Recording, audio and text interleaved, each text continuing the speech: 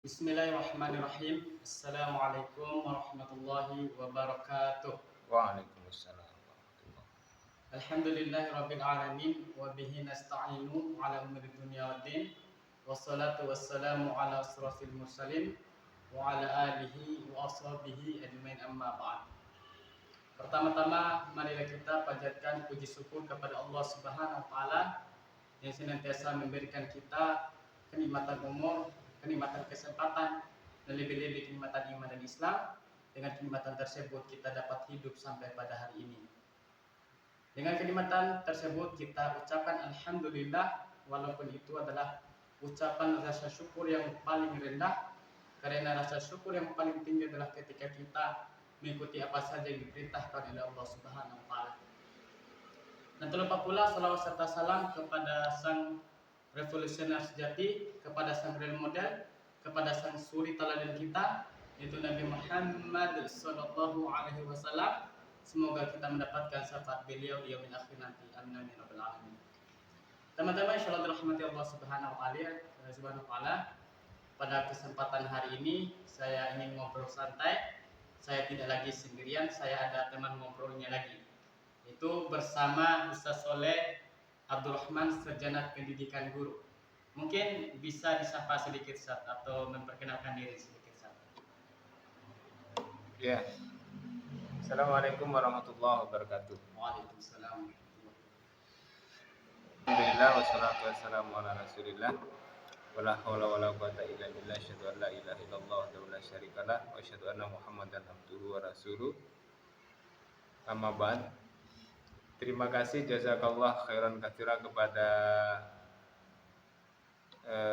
Yusrin ya. Yusrin Ihsan Mahendra ya. Bisa juga banyak yang menjuluki seperti Yusrin itu. Mahendra ya. Iya, tapi banyak yang menjuluki Yusrin Ihsan Mahendra. Masya Allah. Ya, jadi saya senang sekali mendapatkan undangan ke sini untuk ngobrol-ngobrol ya. Ya, entah nanti apa yang diobrolin. Ya, mungkin itu aja. Mungkin pada kesempatan kali ini kalau dilihat dari gelar antum itu sebagai guru pasti mengerti tentang pendidikan. Itu adalah ahli antum, bagian daripada antum. Mungkin untuk ada awalnya mungkin jelaskan maklumat antum terkait pendidikan. Ya, mungkin langsung dijelaskan. Insya Allah, ini pertanyaannya berat ini. Ya, jadi pendidikan itu kalau menurut saya ini pendapat secara bebas ya. Jadi kalau boleh saya kasih analogi, pendidikan itu adalah sebuah proses penanaman nilai. Ya, proses penanaman nilai kepada seseorang.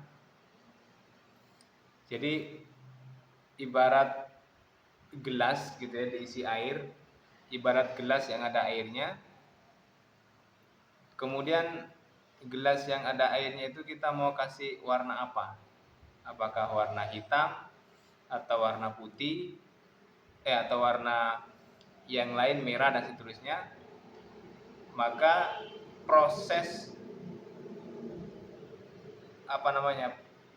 penambahan warna itulah yang dimaksud dengan pendidikan. Makanya nanti pendidikan itu tidak selamanya baik.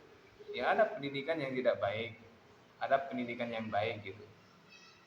Jadi tergantung nanti apakah pendidikannya itu baik atau tidak. Yang jelas pendidikan itu adalah sebuah proses penanaman nilai tertentu kepada seseorang. Itu maksud dengan pendidikan. Ya, itu arti daripada pendidikan yang antum jelaskan secara umum, Ustaz.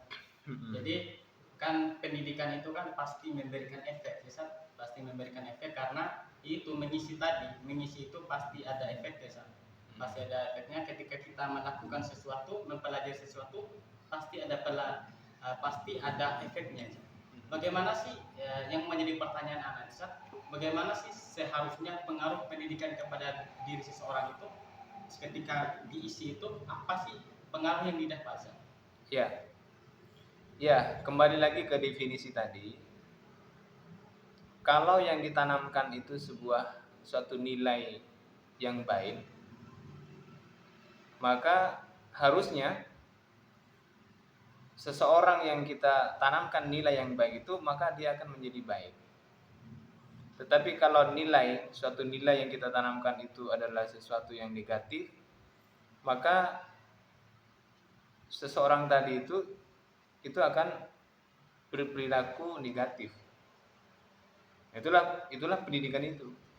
Jadi tergantung apakah kita mau menanamkan nilai yang baik atau nilai yang buruk.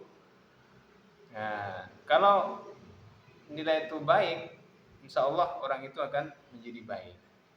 Tapi kalau yang kita tanamkan, yang kita berikan kepada seseorang itu nilai yang buruk, ya, maka itu akan berdampak buruk juga kepada seseorang tersebut. Mungkin itu.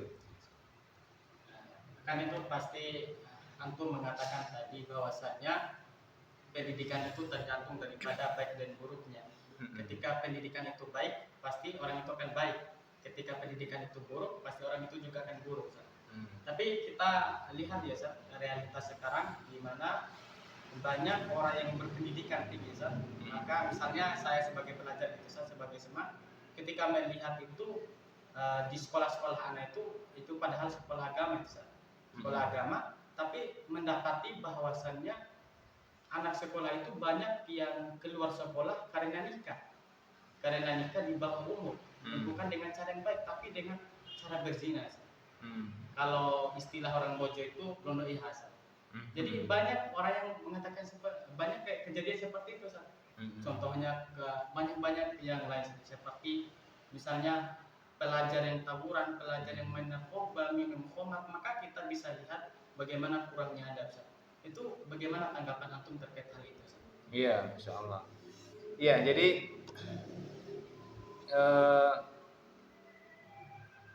satu hal ya yang harus saya sampaikan. Tadi saya bicara tentang nilai yang baik atau nilai yang buruk. Nah, ini harus ada tolak ukurnya. Ya, karena baik itu kalau dikembalikan kepada manusia, maka baik itu akan menjadi relatif.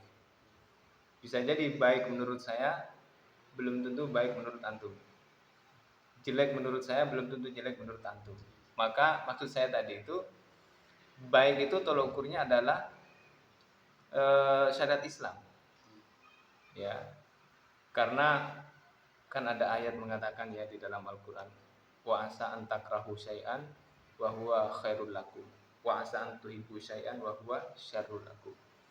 Bisa jadi kamu membenci sesuatu padahal sesuatu itu baik bagi kamu, dan bisa jadi kamu menyukai sesuatu padahal sesuatu itu buruk bagi kamu. Wallahu ya'lamu wa antum la ta'lamun. Allah itu Maha mengetahui sedangkan kalian tidak tahu.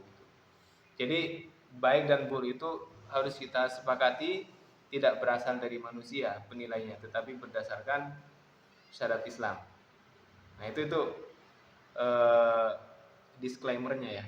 Baik dan buruk harus sesuai dengan syariat Islam, bukan sesuai dengan kita manusia gitu. Karena kalau sesuai dengan manusia maka akan sangat relatif, tergantung orangnya, tergantung background pendidikannya gitu ya. Yang kemudian yang kedua terkait dengan realitas sekarang ini. Jadi kalau kita berharap menghasilkan pendidikan itu menghasilkan sesuatu yang baik. Nah, ini yang menjadi problem sampai sekarang ini. Ya. Tadi misalkan antum mencontohkan anak pelajar sekarang itu berhenti sekolah karena misalnya tadi loto IH ya. Iya. Itu sebenarnya kompleks. Ya. Kompleks masalahnya gitu. Jadi kita nggak bisa hanya melihat satu aspek saja. Mengapa anak itu berhenti sekolah? Karena tadi pergaulan bebas ya. Itu nggak bisa kita hanya menuduh atau hanya menyimpulkan satu aspek saja, misalkan di sekolah gitu. Jadi menurut saya ada 3 hal ada 3 aspek yang harus baik, maka anak itu nanti akan menjadi baik. Ya, yang pertama adalah di rumah. Ini aspek pertama nih. Jadi anak itu pertama kali kan mendapatkan pendidikan itu kan di rumah. Nah, jadi sejak dia lahir, anak itu yang menjadi gurunya adalah ibunya. Yang menjadi gurunya adalah bapaknya. Nah, kalau di rumah itu dia mendapatkan nilai-nilai yang baik tadi, maka kelak ketika dia besar, insya Allah dia akan menjadi anak yang baik. Ya, makanya dilihat nanti bagaimana pendidikan yang diberikan oleh ibunya, oleh bapaknya gitu. Makanya dikatakan seorang ibu itu adalah madrasatul ula di rumah itu. Jadi di rumah itu adalah sekolah pertama seorang anak. Nah, ini kalau dibahas ini luar biasa di rumah ini. Ini banyak sekali hal-hal yang tidak ideal sekarang di rumah. Ya, pertama ibunya nggak ngerti pendidikan, nggak tahu caranya bagaimana menanamkan pendidikan kepada anaknya gitu ya. Banyak sekarang itu suami istri itu hanya bisa bikin anak, hanya bisa bikin anak, tapi tidak paham, tidak mengerti bagaimana caranya mendidik anak itu supaya menjadi anak yang baik, anak yang soleh soleha gitu ya. Ini sangat-sangat memprihatinkan sebenarnya kondisi ini. Ya, jadi hal pertama yang harus tuntas ya di rumah itu pendidikannya. Ya, makanya banyak sekarang itu pengaruh negatif di dalam rumah itu, yang itu nanti orang tuanya kaget sama anaknya. Kok anak saya jadi nakal gitu kan gitu ya. Anak saya ngomongnya kok nggak sopan dan seterusnya. Itu tanpa terasa. Kenapa? Karena anak itu sebenarnya seperti kertas putih. Nanti tergantung tintanya, mau tinta merah itu di keluarga itu. Kan mungkin ada nenek di situ, ada kakaknya di situ, ada bibitnya di situ, terus ada TV di situ. Nah, itulah makanya jangan kaget kalau anaknya itu nanti nakal dan seterusnya. Itu di situ yang sangat berpengaruh. Itu yang pertama. Yang kedua, di sekolah. Ya. Jadi di sekolah itu sangat berpengaruh juga. Karena apa? Nanti anak itu kalau sudah dewasa, sudah masuk TK, sudah masuk SD, SMP, SMA, maka pendidikan selanjutnya yang sangat berpengaruh itu adalah di sekolah. Ya, di sekolah itulah pendidikan kedua yang akan mempengaruhi seorang anak itu. Nah, di sekolah itu ada kurikulumnya gitu kan ya. Kemudian ada gurunya gitu kan ya. Ya, terutama guru. Ya, ada teman pergaulan ya. Jadi guru itu sangat berpengaruh juga kepada siswa, kepada peserta didik. Guru itu kan fungsinya dua kalau menurut saya. Yang pertama adalah transfer of knowledge namanya ya. Mentransfer, menanamkan pengetahuan. Ya. Makanya banyak mapel kalau di sekolah itu. Nah, ada bahasa Indonesia, matematika, fisika dan seterusnya itu ya. Yang kedua adalah transfer of personality. Ya, penanaman kepribadian. Nah, ini sangat ditentukan oleh gurunya. Nah, saya melihat di sekolah itu guru itu masih belum ideal. Ya, menurut saya gurunya bermasalah gitu ya. Kenapa? Jangan hanya mentransfer pengetahuan guru itu. Kalau hanya mentransfer pengetahuan, guru itu sekarang bisa kalah dengan Google. Ya, siswa itu tinggal kasih HP, tinggal kasih jaringan, tinggal kasih tugas, selesai tuh. Justru gurunya kalah cepat. Tapi bukan itu. Yang penting juga adalah mentransfer kepribadian itu. Ya, mentransfer kepribadian guru. Nah, gurunya layak nggak dicontoh? Gurunya layak nggak menjadi suri tauladan?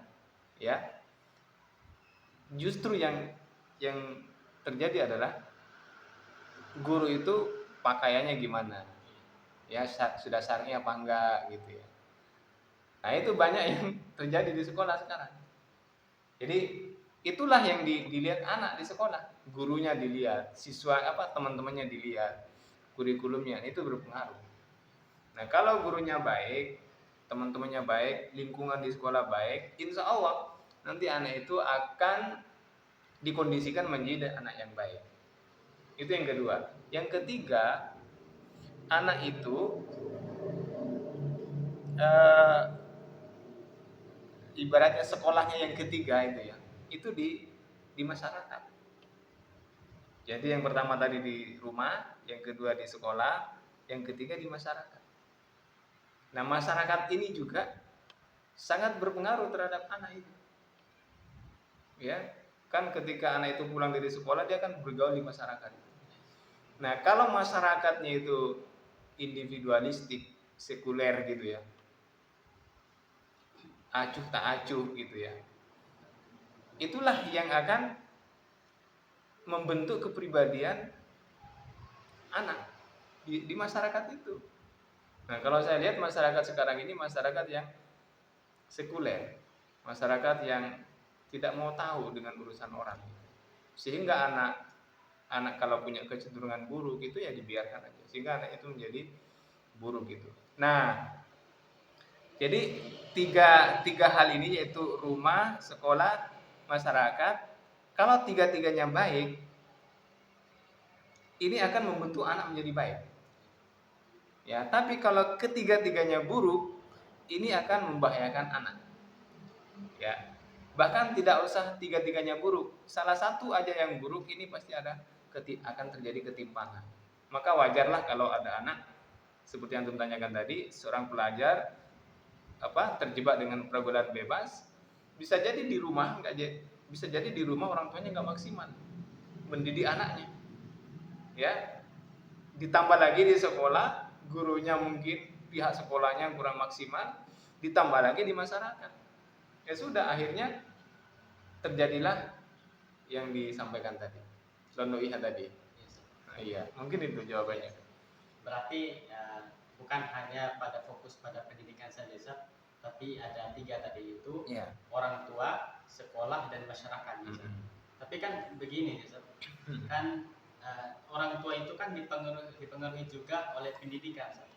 Apa yang dia dapatkan pendidikan dari masyarakat, maka dia akan menggunakan itu untuk mendidik anaknya. Begitu pun masyarakat, bagaimana dia berlingkup di masyarakat itu, bersosial di masyarakat, ya di tengah-tengah masyarakat itu, pasti kan berdasarkan pendidikan. Pasti ini kan tidak hanya masalah begitu saja, masalah yang hanya terjadi begitu saja, pasti ada pengaruhnya, pengaruh dari luar. Misalnya saya melakukan ini, pasti ada pengaruhnya dari luar juga. Maka buruknya pendidikan ini, ya bukan saya mengatakan buruk, tapi kita buktikan sekarang, buruk, tidak buruk tapi tidak baik. Iya, berarti itu kan ada yang mempengaruhinya, mungkin bisa nggak antum memberikan apa yang mempengaruhi pendidikan ini, Jadi ketika kita bicara pendidikan itu kan ada pendidikan formal, ada informal, ada non formal, kan gitu. Pendidikan formal itu ya seperti di sekolah. Seperti di sekolah ada SD, SMP, SMA, perguruan tinggi, itu namanya pendidikan formal. Ada pendidikan informal, ada TPQ di masjid gitu ya. Itu namanya informal. Dan ada pendidikan non formal seperti di rumah gitu dan seterusnya. Itu semuanya pendidikan. Nah, apakah yang antum tanyakan ini pendidikan formal di sekolah itu atau yang mana? Pendidikan secara umum saja. Nah, ya, pendidikan bisa juga khusus kayak sekolah juga. Iya. Jadi kalau ya anak itu tadi seperti yang saya jelaskan tadi, anak itu sangat dipengaruhi oleh di rumah, di sekolah, di masyarakat. Nah, kalau tadi di rumah, memang seorang ibu itu dia akan mendidik berdasarkan pengetahuannya. Ya, makanya ini yang sangat eh, menurut saya ini benteng pertahanan yang tidak boleh tidak. Boleh saja mungkin negaranya tidak memiliki sekolah yang bagus, yang baik, bisa jadi, ya, bisa jadi di masyarakat, tapi di rumah itu tidak boleh tidak. Ibu, bapak itu harus punya kepedulian yang maksimal bagaimana mendidik anaknya itu, ya, di rumah itu. Nah, karena ibunya dulu juga, karena ibunya itu nggak punya latar belakang pendidikan yang baik, ya, punya keterbatasan, akhirnya ya seperti lingkaran setan. Jadi ibunya nggak bisa mendidik anaknya karena ibunya dulu nggak sekolah mungkin gitu ya. Ibunya dulu nggak dididik dengan baik oleh neneknya gitu. Akhirnya ketika ibunya ini punya anak ya dibiarkan juga nggak maksimal gitu. Jadi pendidikan mau baik atau enggak itu ketiga-tiganya harus diperbaiki. Nah itulah akan mempengaruhi. Nggak bisa kalau kita hanya di rumah saja kita harus baik, ya, ibunya udah maksimal, udah mantap, tapi di sekolah nggak maksimal, nanti kontradiksi. Ibunya bilang di rumah pakai kerudung, nah, jangan tutup aurat, misalnya gitu ya. Ternyata di sekolah dia melihat gurunya itu tidak nutup aurat.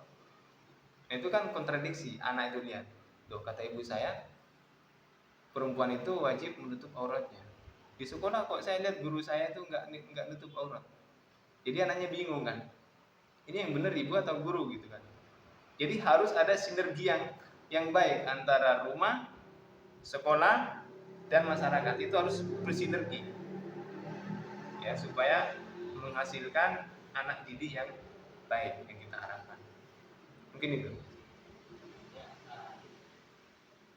berarti ada yang mempengaruhi juga Ustaz, mempengaruhinya. Tapi kan harus berbicara juga pendidikan Ustaz. Kan pendidikan itu dibuat oleh sebuah negara Ustaz. Pasti yang berpengaruh ke situ adalah negara itu Ustaz. Coba lebih jelaskan lagi Ustaz, secara apa sih yang mempengaruhi pendidikan ini sehingga masyarakatnya buruk, di rumahnya buruk, di sekolahnya buruk. Apa sih yang mempengaruhi? Ya. Apa yang mempengaruhi? Ya. Jadi begini, tujuan pendidikan itu idealnya gitu ya, harusnya bagaimana mencetak anak itu menjadi anak yang baik. Kan itu intinya kan ya. Menjadi anak yang baik atau menjadi anak yang soleh-solehah, ya, yang punya kepribadian Islam. Itu kalau menurut saya, ya. Jadi bagaimana pendidikan itu agar mencetak anak didik yang berkepribadian Islam. Apa kepribadian Islam itu? Kepribadian Islam itu kalau akliyahnya Islami, nafsiyahnya Islami. Akliyahnya itu apa? Akliyahnya itu terkait dengan proses berpikir, ya, terkait dengan proses berpikir. Maka harus Islami akliyahnya gitu. Kemudian nafsiyahnya juga harus Islami. Maka anak itu akan menjadi anak yang soleh atau soleha gitu. Nah, negara kita itu sekarang ini tidak memfasilitasi itu, ya. Jadi negara kita itu kurang memfasilitasi supaya anak itu memiliki kepribadian yang Islam itu, menurut saya itu kurang, ya. Misalnya ya di sekolah umum ya, di sekolah umum itu sangat minim kan pelajaran agama itu. Bahkan satu minggu itu hanya mungkin 2 jam ya pelajaran agama itu ya. Nah, dari sini bagaimana mungkin kita mengharapkan anak itu menjadi anak yang soleh atau soleha gitu? Dari mana? Nggak mungkin. Ya, sangat mengecewakan itu kalau orang itu kemudian berharap anaknya nanti menjadi anak yang soleh soleha, tetapi disekolahkan di sekolah umum, di mana pelajaran agamanya sangat minim. Itu pun yang minim itu pun yang hanya 2 jam seminggu itu kan sangat-sangat tidak memadai. Ya, sangat-sangat tidak memadai pelajarannya, pelajaran agamanya. Jadi negara kita ini memang tidak didesain, ya, tidak mendesain maksud saya, ya, sistem pendidikannya itu tidak mendesain agar kelak lahir, ya, peserta didik yang memiliki kepribadian yang Islam. Artinya dia menjadi anak yang, ya, materialistik, ya. Materialistik itu artinya dia hanya mengejar materi. Nah, itu udah pasti. Kemudian anak itu hedonistik, ya, hidupnya foya-foya gitu ya. Kemudian individualistik. Itulah output dari sistem pendidikan kita sekarang. Ya, kenapa? Karena negaranya memang tidak mendesain anak itu menjadi anak yang bertakwa, anak yang takut kepada Allah Subhanahu wa taala. Ya. Itu yang terjadi. Jadi negaranya tidak mendesain menurut saya. Mungkin itu. Ya, berarti dari kesimpulannya itu bahwa negara itu sangat berpengaruh dan negara ini tidak mendesain, Ustaz. Tapi kan di lain hal juga, Ustaz, kan ada sekolah aliyah itu kan, Ustaz, seperti madrasah aliyah negeri. Dan saya juga masuk aliyah, Ustaz. Banyak pelajaran agamanya, Ustaz. Tapi juga tidak berpengaruh, sekali lagi ada yang nikah, Ustaz. Ada yang keluar nikah, putus sekolah, dari bahasanya tadi itu londo ijazah. Itu kan sudah ada, saya lihat itu di Aliyah, Ustaz, ada pelajaran akidah, akhlak, apa yang kurang, ilmu tafsir Al-Quran dan hadis, itu sudah banyak lagi, Ustaz. Sudah banyak pelajaran agama, Ustaz. Tapi kenapa sih tidak berpengaruh, Ustaz? Ya. Ya, kenapa tidak berpengaruh? Itu bisa banyak faktor ya. Kembali lagi kepada faktor yang sudah saya jelaskan di awal. Jadi mungkin yang pertama adalah di sekolah itu, tadi fungsi guru itu kan dua kan fungsi guru itu. Pertama, mentransfer pengetahuan. Mungkin itu sudah diberikan oleh guru. Ya, apakah maksimal atau tidak? Mungkin itu sudah diberikan ya pelajaran agama itu. Yang kedua, fungsi guru itu adalah mentransfer kepribadian. Ya, bisa jadi gurunya menjelaskan begini-begini, ternyata dia tidak melakukannya. Nah, ini kan menjadi kontradiksi bagi si anak itu. Anak itu akhirnya tidak mencontoh, ya, tidak berubah gitu akhirnya anak itu. Itu di sekolah. Nah, makanya kenapa anak itu kok seolah-olah tidak berubah? Mungkin bukan di sekolah yang tidak maksimal, bisa jadi. Tapi ketika pulang, ya, bergaul di masyarakat, ya, istilahnya itu masuk telinga kanan, keluar telinga kiri, kira-kira gitulah ya. Mungkin di sekolah dia sudah diberikan materi-materi keagamaan gitu ya, tapi nguap atau percuma setelah ada pengaruh negatif di luar setelah dia pulang. Ya, atau di rumahnya juga bisa jadi orang tuanya nggak sholat, mungkin orang tuanya nggak nutup aurat gitu kan. Jadi rusaklah anak itu. Makanya tadi ketiga-tiganya ini harus bersinergi, harus bekerja sama. Nggak bisa gitu itu hanya di sekolah saja atau di masyarakat saja atau di rumah saja. Nggak bisa. Tiga-tiganya harus bersinergi. Tiga-tiganya harus menyumbangkan pengaruh yang positif kepada anak itu. Insya Allah anak itu akan jadi anak yang soleh dan soleha. Mungkin itu. Ya, berarti anak tangkap daripada penjelasan ini, Ustaz, bahwasanya tidak boleh salahkan satu faktor saja, misalnya pendidikan saja, tapi harus tiga-tiganya ini, Ustaz. Tiga-tiga ini, dan ada juga yang mempengaruhinya tadi. Terus kan mungkin antum bisa paparkan aja, Ustaz, mungkin pertanyaan terakhir, Ustaz, paparkan apa sih yang mempengaruhi tiga faktor ini, Ustaz? Yang mempengaruhi tiga faktor ini bukan hanya pendidikan, yang mempengaruhi tiga faktor ini yaitu pendidikan, rumah, dan masyarakat ini. Apa yang mempengaruhi? Iya, insya Allah ini luar biasa. Ya, jadi misalnya di rumah gitu ya. Kalau tadi saya menjelaskan ada 3 aspek yang akan mempengaruhi terhadap pendidikan terhadap anak kan gitu ya. Pertama di rumah, ada ibu ada bapak. Tetapi kalau kita perhatikan secara serius dan sungguh-sungguh gitu ya. Kalau sekarang ada ibu bapak kurang maksimal dalam mendidik anaknya, kalau menurut saya itu tidak bisa disalahkan 100%. Ya, seorang ibu, seorang bapak itu. Kenapa dia nggak maksimal? Pertama, mungkin tidak punya pengetahuan bagaimana dia mendidik anak itu.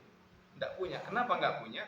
Dulu dia tidak dididik juga dengan baik, ya, oleh orang tuanya, oleh neneknya. Kenapa neneknya? Karena neneknya juga dulu nggak sekolah dengan baik, ya. Nah, di saat yang lain, di saat yang bersamaan, orang tua sekarang itu kan banyak pekerjaan, ya. Pagi-pagi udah pergi ke Doro, ke gunung, ya, nggak sempat mendidik anaknya gitu ya. Bapaknya apalagi ya, Insya Allah itu. Jadi nggak sempat mendidik anaknya itu. Anaknya itu diserahkan kepada TV. Jadi TV orang tuanya gitu, disuruh nonton TV, disuruh nonton apa, disuruh main HP gitu. Nah, maksud saya di sini perlunya peran negara. Ya, apa maksudnya peran negara? Ya, negara itu harus menjamin bagi keluarga ini agar mampu mendidik anaknya dengan baik. Apa yang harus dijamin? Pertama, kesejahteraannya harus dijamin oleh negara, supaya ibu ini tidak habis waktunya untuk mencari nafkah, ya, habis waktunya dia tidak ada di rumah. Harusnya dia mendidik dengan maksimal di rumah anaknya supaya menjadi anak yang baik gitu. Ibunya juga harus dipinterkan, dibikin pinter, ya, harusnya kan begitu. Bagaimana ibu itu akan mendidik anaknya dengan baik dia nggak punya ilmunya? Kenapa nggak punya ilmu? Karena nggak sekolah. Kenapa nggak sekolah? Karena mahal atau sulit untuk mengakses pendidikan dulunya kan gitu. Nah, ini menjadi lingkaran setan. Nah, ini harus diputus. Yang bisa memutus ini hanya negara. Nah, negara harus memfasilitasi orang tua. Gimana orang tuanya itu mungkin kalau sekarang ya di training, dikasih pendidikan gratis, dikasih apa namanya? Ya, gimana caranya supaya orang tua itu tidak sibuk, ya, supaya fokus. Berarti ada faktor ekonomi di sini. Ya, ini kajiannya bisa merembet ke faktor ekonomi. Nah, sekarang kalau orang tuanya miskin, ya, negara abai gitu ya. Negara nggak ngasih apa namanya, perlindungan yang baik, ya. Kemudian tidak memberikan kesejahteraan, pelayanan yang tidak maksimal kepada rakyatnya. Nanti banyak sekali keluarga itu yang tidak maksimal mendidik anaknya. Akhirnya anaknya, pertama kali anaknya itu rusak di dalam rumah. Yang kedua, di sekolah. Ini juga sebenarnya tanggung jawab negara. Nah, gimana sekolah itu supaya menyelenggarakan pendidikan yang baik? Kurikulumnya gimana? Nah, ini harus dibahas juga ini. Mungkin dalam waktu yang lain ya. Kurikulumnya harus baik. Dan itu tanggung jawab negara. Termasuk bagaimana guru-guru itu jangan hanya pinter ngasih ilmu, itu tadi, transfer of knowledge tadi, tetapi gimana kepribadiannya itu, tingkah lakunya itu juga harus wajib dicontoh, harus baik juga. Nah, yang ketiga adalah di masyarakat. Nah, ini semuanya, tiga-tiganya ini tergantung negara. Kalau negaranya abai kepada keluarga, abai kepada pendidikan di sekolah, abai terhadap masyarakat, maka sampai kapanpun anak itu akan menjadi anak yang bermasalah. Jadi negara ini punya tanggung jawab besar. Kalau negaranya itu punya kepedulian, ya, maka insya Allah tiga komponen tadi, rumah, sekolah, masyarakat, itu akan melahirkan anak didik yang soleh dan soleha. Jadi ini tergantung negara. Ya, nah sekarang negaranya tidak didesain itu, tidak didesain bagaimana memiliki output peserta didik yang baik itu, karena negaranya sekuler. Solusinya negaranya harus tidak sekuler. Gitu. Berarti ya, kalau kita berbicara masalah dari 3 masalah tadi merebet juga ke ekonomi. Kalau kita berbicara ekonomi lagi merebet ke lagi yang lain, berarti banyak lagi. Berarti yang memutus semua ini berarti harus negara, Iya. karena mempunyai kekuasaan gitu, Iya. Jadi yang mempunyai kalau bisa dikatakan dalam keluarga itu adalah pemimpinnya atau suaminya, kan setiap permasalahan itu kan pasti ada solusinya. Kalau permasalahan tanpa solusi maka akan menambah masalah. Mungkin ada solusi yang antum berikan. Ya, solusinya mungkin bisa kita lihat mungkin di dalam ayat Al-Quran ya. Allah Subhanahu Wa Taala mengatakan, afatu'minuna bi ba'dil kitabi wa takfuruna bi ba'd.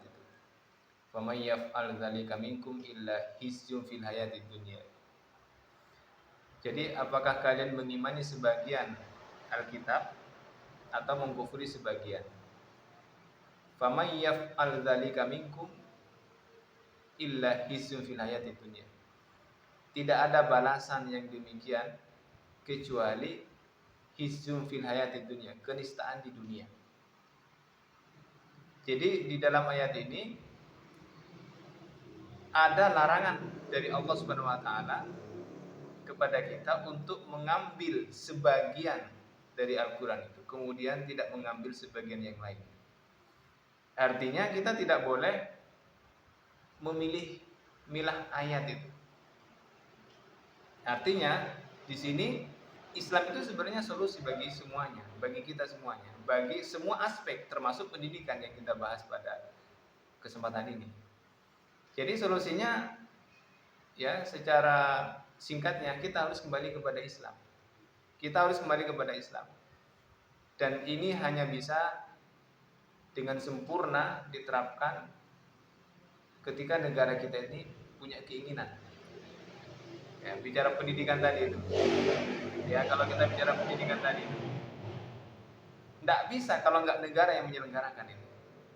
Ya, itu tadi orang tua itu udah banyak sekali masalahnya gitu, bebannya banyak gitu, karena negaranya abai. Maka negara harus punya kepedulian. Negara itu harus menerapkan Islam dalam sistem pendidikan harus diterapkan Islam. Ya, dalam sistem ekonomi harus diterapkan Islam. Ya, jadi solusinya terapkan syariat Islam. Ya, campakkan sekulerisme. Itu solusinya. Berarti solusi antum itu Islam, Jadi kalau kata orang itu tidak akan percaya tanpa ada bukti, Jadi kan antum memberikan itu solusinya itu Islam, Apa sih bukti empiris, bukti yang lain bahwa sistem Islam itu mampu melahirkan kesejahteraan, mampu melahirkan pemuda yang begitu luar biasa, Mungkin bisa dipaparkan salah satu ilmuwan atau yang lahir daripada rahim pendidikan Islam. Insyaallah. Jadi ketika Islam berkuasa ya, ketika Islam ini berkuasa di bawah naungan khilafah gitu ya, banyak sekali ulama-ulama itu yang lahir yang luar biasa. Ya. Jadi ulama dulu itu multi talenta. Misalnya Imam Syafi'i gitu ya. Kalau kita baca sekilas, Imam Syafi'i itu kan dikenal ilmu agama. Katakanlah begitu ya, ilmu agama gitu ya. Fikih begitu ya. Padahal tidak, ya. Beliau itu juga paham ilmu falak. Ya, yang ini jarang diketahui oleh mungkin di pesantren itu sekarang tidak diajari ilmu falak itu. Bagaimana menentukan kapan sholat asar, kapan sholat zuhur. Itu kan butuh ilmu yang lain itu. Ya. Terus Ibnu Sina juga begitu kan. Jadi Ibnu Sina itu tidak hanya dikenal ilmu kedokteran kan ya, tapi beliau itu juga masalah fikih, masalah ilmu Islam lah kira-kira gitu. Oh itu nggak ada bandingannya dengan dokter-dokter sekarang. Ya, jadi itulah Islam itu melahirkan ya pelajar yang paham agama dan juga paham masalah ilmu kehidupan. Itu sekarang nggak ada tuh. Jadi sekolah sekarang itu kalau kalau orang itu pinter matematika ya dia hanya pinter matematika aja, ilmu agamanya nihil. Kalau dia dokter dia paham ilmu kedokteran aja tapi ilmu agamanya nihil. Kalau dulu enggak. Dokter itu di samping dia menjadi paham masalah dokter, dia juga paham masalah agama. Itu ditentukan oleh sistem pendidikannya. Ya, jadi kalau kita mau punya output seperti Imam Syafi'i, seperti Ibnu Sina dan seterusnya, maka tidak boleh tidak negara ini harus menerapkan Islam secara kafah, secara menyeluruh. Ya, itu. Berarti kesimpulan antum itu daripada Islam, antum memberikan bahwasanya contohnya adalah Imam Syafi'i dan Ibnu Sina yang tidak hanya pintar dalam hal agama saja, tapi pintar juga dalam ilmu kedokteran dan juga ilmu falak. Imam Syafi'i dan Ibnu Sina juga bisa dalam ilmu kedokteran. Dan antum juga bandingkan tadi bahwasannya pendidikan sekarang itu mungkin ya saya lihat juga dari pengalaman anak langsung juga melihat, maka aneh gitu ketika kita menanyakan kepada guru matematika terkait tentang Islam, maka kan kita dianggap orang yang aneh gitu. Padahal pendidikan Islam tidak begitu seperti yang dipaparkan, bahwasanya ilmu Islam itu pendidikan Islam itu multi talenta, bisa dalam segala hal.